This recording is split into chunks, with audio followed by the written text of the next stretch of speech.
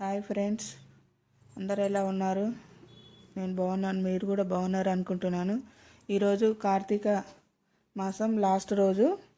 నెలంతా పూజ చేసిన రోజు లాస్ట్ రోజు అమావాస్యలనే తెల్లారి పాడిమి రోజు పూజ, లాస్ట్ పూజ. అయితే మనం ఇక్కడ సముద్రాలు గంగ స్నానాలు చేయడానికి ఇక్కడ లేదు కాబట్టి హైదరాబాద్లో ఇంట్లోనే ఒక టబ్బులో వాటర్ వేసి అందులోనే అరటి డొప్పలో దీపాలు వదులుతాయి ఎప్పుడు ప్రతి సంవత్సరము. అయితే ఆ పూజ చేస్తున్నా చూడండి. అయితే ఆ పూజ నేను ఎట్లా చేస్తున్నా మీరు చూడండి. నాకు తెలిసినంత వరకు నా విధానంలో నేను ఈ పూజ చేస్తున్నా. ఒక టబ్బులో నీళ్లు తీసుకొని, టబ్బు కాకుండా కొంచెం రాగిది కూడా కావాలంటారు కానీ నా దగ్గర అది లేదు, అందుకని ప్లాస్టిక్ టబ్లోనే చేసి ఒక డొప్పలో 33 ఒత్తులు పువ్వొత్తులు పెట్టాలంటారు. దాన్ని పువ్వొత్తులని 11గా మూడు చేసి దాన్ని నూనెలో పెట్టి డొప్పలో పెట్టి వదిలేను. కొంతమంది 11 కూడా అంటారు కానీ నాకు తెలిసిన 33 ఒత్తులు అంటారు. ఈ పూజ అమావాస్యలో తెల్లారి పాడిమి చేయాలి. కార్తీక మాసం అంతా పూజ చేసినాము.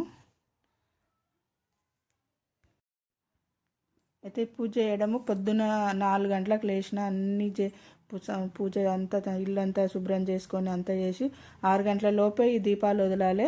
అందుకని 4 గంటలకే చేసిన. అయితే మా ఇంట్లో మా చిన్న కూతురు కూడా నెలంతా పూజ చేసింది. తను కూడా దీపాలు వదులుతాం మమ్మీ అంటే ఆమె కూడా వదిలింది.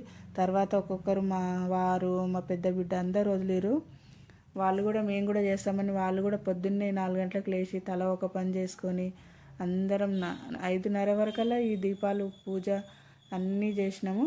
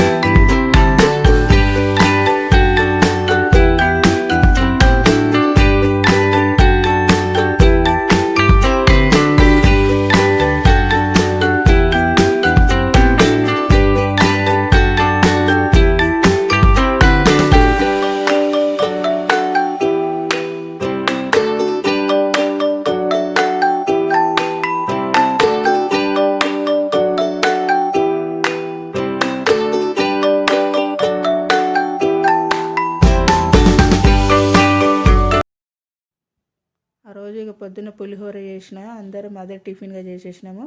మధ్యాహ్నం లంచ్కి అన్నము, టమాటా పప్పు, అరటికాయ ఫ్రై చేసినాను. టమాటా పప్పులోకి మామిడికాయ, ఆవకాయ పచ్చడి, అరటికాయ ఫ్రై బాగుంటుంది కాంబినేషను.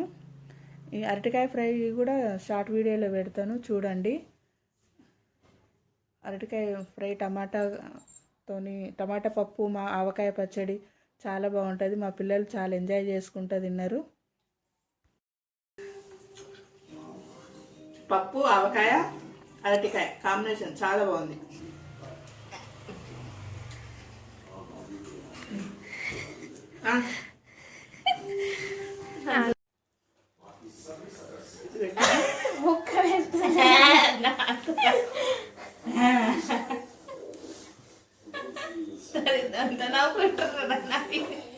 మోనికది వీడియో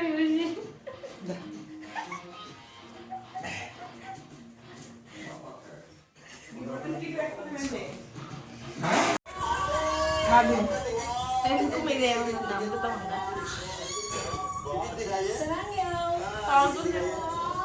నీకు పెట్టాలి.